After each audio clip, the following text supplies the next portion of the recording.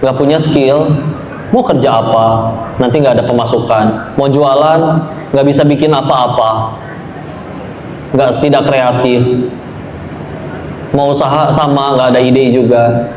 Akhirnya apa? Nggak ada pemasukan, jatuh kepada kemiskinan. Kemiskinan berarti nggak bisa beli makanan, jatuh kepada musibah kelaparan. Kelaparan tidak didampingi iman, nyolong, kriminal. Ya, bismillah, serius. Yuk, ilmu yang mahal itu. Dan sekarang nyari ilmu gampang tahu teman-teman. Kalian nanti kalau misalnya ada waktunya, ada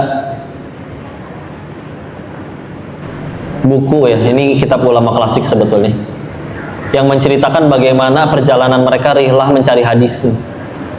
Ya, rihlah mencari hadis. Kau ambilkan salah satu kisah. Ada seorang imam di Andalus, namanya Imam Baqi ibn Makhlad. Siapa? Baqi ibn Makhlad. Di hari itu beliau pengen belajar hadis, namun puncak ilmu hadis di saat itu yang masih hidup adalah Imam Ahmad ibn Hambal. Tinggalnya di Baghdad. Di mana Baghdad? Sekarang di mana? Irak, ya. Andalus di mana sekarang? Spanyol, ya. Nggak ada pesawat ya, jelas zaman dulu. Maka kita tahu sok gimana? Dari Spanyol sampai ke Baghdad, kira-kira kan ke selatan, ketemu Afrika Utara tuh. Harus ke timur, 5 negara berarti ditembus. Ya, Aljazair, Tunisia, Libya, Maroko, Mesir. Saya nggak sesuai urutannya. Mesir baru tembus ke Jazirah Arab. Jazirah Arab sekarang 7 negara. Arab Saudi, Oman, Yaman, Qatar, Uni Emirat Arab, Bahrain, Kuwait. Terus ke arah jam 2 nanti ketemu Irak. Kebayang berapa jauhnya? Dan begitu nyampe sana, Imam Ahmad bin Hambalnya lagi nggak boleh mengajar karena lagi dilarang oleh pemerintahannya karena bertentangan dengan pemerintah saat itu.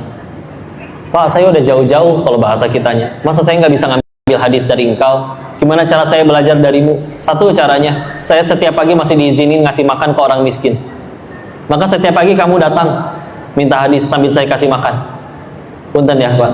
Berarti akhirnya beliau minta hadis setiap pagi, nyamar jadi pengemis setiap hari demi dapat hadis. Udah majalannya sejauh itu, terus harus nyamar jadi pengemis bertahun-tahun demi dapat hadis. Tuh baru menuntut ilmu. Sekarang kita bisa rebahan kok di rumah, nyalain ulama mana aja ada di YouTube, tinggal kita mau tonton atau enggak. Kalau kadang kita sadar kita tidak sesukses mereka, wajar ya. Tapi saya tadi sudah dikasih tahu waktunya habis untuk Q&A, sedikit lah ya. Kita belum masuk ke ininya. Kalau tadi udah janji pengen ngejelasin cara bisnisnya Utsman ibn Affan, ya. Agak cepat supaya bisa masuk ke Q&A. Utsman bin Affan di riwayatnya dituliskan kuntu u'alih. Aku terjun sendiri. Beliau terbiasa untuk semuanya in charge. Ya ada, ini tidak harus sama ya. Karena nanti sahabat yang lain bisa jadi akan berbeda. Ya, dia akan misalkan lebih suka mempercaya orang atau orangnya memang bisa dipercaya. Tapi kalau misalkan Utsman bin Affan, beliau menyebutkan kuntu u'alih, aku akan terjun sendiri. Satu. Wa unammi, dan akan mengembangkan, ya. Sepertiga jadi modal, sepertiganya jadi modal lagi, sepertiganya jadi sedekah. Jadi keuntungan nih dari hasil penjualan, sepertiganya dapat jadi sedekah, sepertiganya untuk jadi modal jualan lagi besok, sepertiganya keuntungannya. Itu pembagian beliau, ya. Itu Utsman bin Affan. Selanjutnya, wala astari ribhan. Beliau tidak meremehkan keuntungan. Sekecil apapun selagi untung nggak apa-apa. Kadang kita menahan ngejual supaya pengen dapat harga tinggi, beliau selagi untung lepas. Ya. Ini caranya Sayyidina Utsman bin Affan. Wala astari ribhan. Sekecil apapun nggak apa-apa diambil. Wala ashari syaikon. Dan beliau tidak beli barang yang tua, tidak beli stok lama. Ini bukan berarti kalau barang lama buruk ya. Ada juga kan orang yang jualan yang antik. Tapi sekali lagi, ini cara beliau bisnis. Ya. Dan yang terakhir, selain tidak beli barang tua, barang yang lama, beliau menyebutkan wa yaj'alu ra'sa ra'sain. Satu modal jadi 2 modal. Begitu akhirnya dia sudah dapat keuntungan nih tadi, nah misalkan dia punya dapat lagi 100 juta, maka itu dipecah jadi dua modal. Jadi tidak 100 juta didorong ke satu bisnis, dipecah lagi dulu jadi dua. Maka berarti kalau beliau punya 100 juta, yang bisa dijadiin modal usaha yang 50 jutanya dulu, 50-nya simpan lagi dulu untuk jadi dua modal. Bisa nyuntik ke yang itu nanti, atau dipecah jadi dua usaha. Ya, itu cara beliau. Pindah Abdurrahman sekarang. Maaf agak cepat ya, karena waktu ya. Kayak gitu ya, mukadimahnya aja bisa panjang tadi. Beliau selalu cash, ini dia uniknya. Beliau nggak suka ngutang. Beliau nggak suka ngutang. Pun tadi ada orang-orang yang bahkan nggak Islam, tapi mereka sendiri memang nggak suka ngutang, karena bagi mereka ngutang itu membeli sesuatu yang tidak sanggup mereka beli aslinya. Beliau cash, selalu cash. Kadang kita ada sistem jualan ya, kita ambil dulu, nanti beres, baru akhirnya keuntungan kasih ke dia. Kalau beliau nggak mau, pokoknya ambil barang udah cash. Nah, ya. Lalu baru dijual. Nah, dan ini yang unik. Abdurrahman bin Auf selalu kualitas yang terbaik.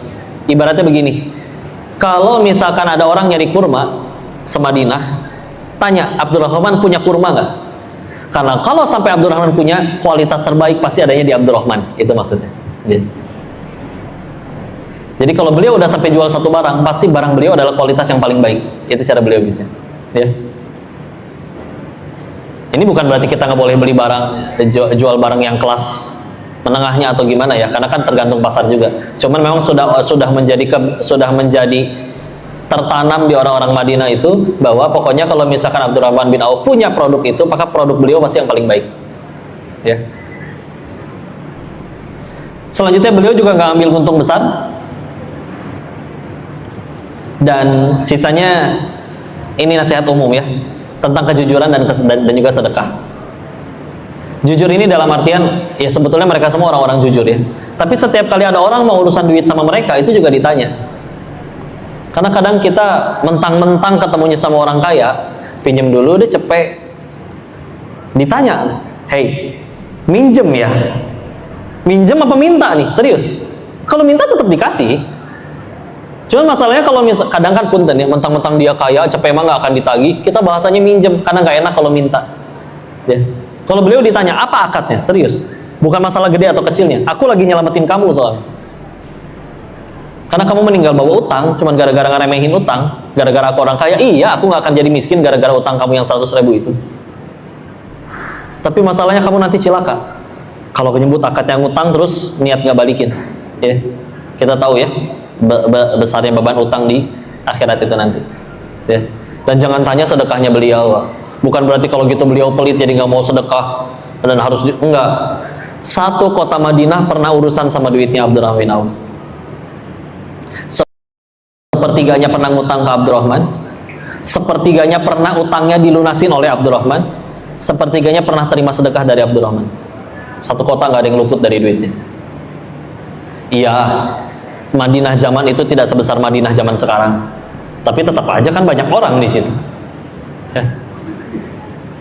Selanjutnya Zubair, yang lucu ya, yang unik nih. Tadi kau bilang apa? Zubair bin Awam wafat ninggalin utang ya. Tapi kenapa beliau kok tadi tetap termasuk sahabat yang terkaya? 3,5 T, ya. Jadi begini, beliau itu punya utang karena di zaman itu kita tahu belum ada bank. Jadi orang itu nitip duitnya ke orang. Cari orang soleh yang dipercaya. Salah satunya pilihan terbaiknya adalah Zubair bin Awam. Kenapa akadnya nggak titip? Kalau di bank syariah berarti ada namanya wadiah ya. Karena kalau titip, gini ya contoh. Saya nitip uang ke kamu 1 juta ya. Itu uangnya 1 jutanya sampai saya nanti ambil lagi, kamu nggak boleh apa-apain, serius. Nitip soalnya. Tapi kalau misalkan kalian, kok saya pinjam 1 juta, duit 1 jutanya boleh kalian jadiin modal usaha nggak? Boleh, yang penting jatuh tempo balik lagi 1 juta, betul? Nah itu, beliau setiap kali ada yang nitip, akadnya diganti oleh beliau. Akadnya jangan titip ya, tapi tolong akadnya jadikan hutang, agar beliau punya hak untuk pakai duit itu. Dan waktunya nanti harus dibayar, jangan khawatir, aku punya waktu untuk membayar, aku punya untuk membayarnya. Ya. Nah itulah yang menyebabkan, nah ketika akhirnya beliau wafat, Ya memang itu dia. Ada orang-orang yang tadi lah masih nyimpennya di beliau dalam bentuk akadnya hutang. Maka putranya, salah satunya Abdullah bin Zubair, itu sampai menyampaikan ke orang-orang, siapa yang, ya sekarang belum ada broadcast message ya, belum ada ini segala macam. Jadi beliau akhirnya, ini hadisnya juga ada di kitab Riyadhus Shalihin, bahkan di babnya tentang amanah. Karena putranya ini ngumumin bahwa orang tuanya udah wafat dan kalian silakan boleh ambil uang kalian, itu 4 tahun baru selesai semua. Dan 4 tahun itu anak-anak yang berjumlah belasan nggak ada satupun yang nyap-nyap mana nih warisan bos, nggak ada ya. Itu ngejaga amanah ya. Jadi itulah menyebabkan bahwa ya iya, Zubair bin Awam meninggal ada utang, tapi beliau punya aset yang cukup untuk melunasinya. Aset juga yang disebutkan di dalam hadis tersebut, perhatikan, Zubair bin Awam ketika wafat punya 11 rumah di Madinah dan 2 rumah di Basrah dan 1 rumah di Kufah dan 1 rumah di Mesir dan 1 tanah di Ghobah, itu di utaranya Madinah, punya sebidang tanah. Jadi coba lihat tuh, 11 rumah di Madinah, 2 di Basrah, 1 di Kufah, 1 di Mesir dan tanah. Ya aslinya asetnya udah banyak Pak ya.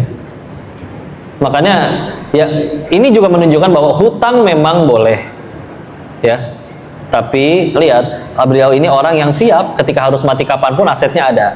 Dan ingat, hutang memang boleh, tapi punten ya, tolong tunjukkan dalilnya kalau ada, bagaimana hutang itu akhirnya dijadikan sistemik. Maksudnya sistemik itu gimana? Jelas-jelas kita bisa untuk bayar cash kok, tapi kalau bayar cash komisi buat si marketingnya kecil. Dia nawarin, dicicil aja. Loh kenapa dicicil? Kenapa hutang itu dijadiin sistemik?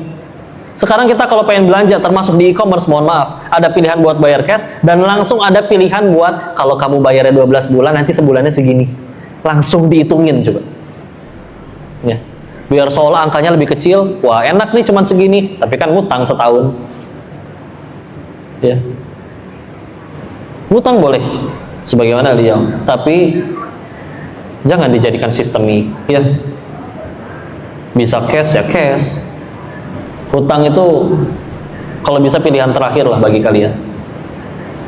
Benar-benar kepepet 5 menit lagi nggak makan, mati kelaparan, hutang itu bisa jadi malah harus hutang kalian untuk bisa bertahan hidup. Tapi buat bertahan hidup mah murah. Untuk sekedar nyelamatin orang dari mati kelaparan, 1 porsi nasi bungkus cukup kok 15.000 ya. Yang nggak cukup kan apa? Beli handphone baru, padahal handphone yang lama masih bagus. Handphone barunya kebeli, harganya mahal 25.700.000, tetap aja dipakainya buat WA doang. Handphone sejuta gak bisa. Udah beli handphone baru, tetap nggak ada yang WA. WA juga cuma dari grup. Grupnya grup gibah ya. Atau kok nggak ada yang WA, sedangkan teman kantor itu grupnya bunyi terus. Jangan-jangan ternyata mereka bikin grup lagi yang tidak ada kaliannya. Sakit hati ya. Udahlah, jangan ya. Seperti itu.